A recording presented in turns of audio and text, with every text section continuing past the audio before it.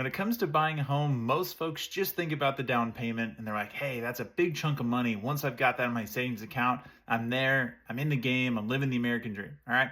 The issue is there are several other financial factors that come into play to make sure that not only can you buy a house, but you can safely maintain ownership over time. So I'm going to break down three key categories to consider if you're looking at making your first home purchase.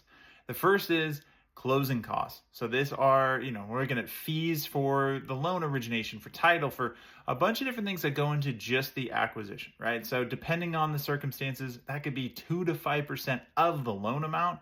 So that means if you were buying a $400,000 house with 5% down, you're probably looking at another $10,000 in cash that you need just for closing costs. So that means you have a $20K down payment and another $10K cash needed to cover any of those fees and closing costs.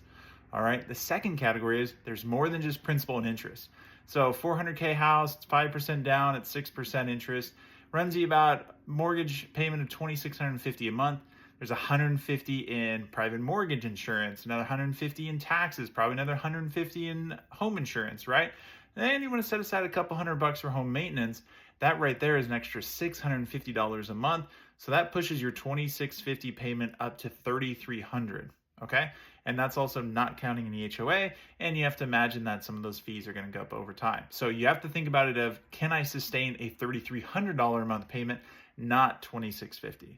And then finally, another main thing that really people overlook, when you buy a house, there's going to be expenses, not only in terms of moving, but furnishing and maybe updating. Maybe you need to change some fixtures. Maybe there's elements where you got some seller concessions on the price because something needs to be repaired, but that came out of the purchase price, right? Which means it mostly came out of the amount you're borrowing, not necessarily that you have the cash on hand to make that update or that fix.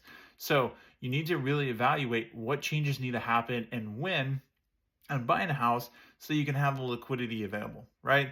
So if I was just ballparking and very much depends on the situation, you're probably going to want another 5 to 10K available for updates, fixes, and adding some furnishing if you're moving to a house for a first time. So what that really means is instead of 20K down and a monthly payment of $2,650, you probably want to have 40K in cash available and the ability to sustain $3,300 a month payments. All right.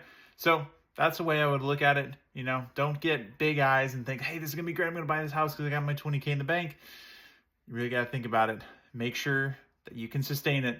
And if this was helpful, give a like and follow for more.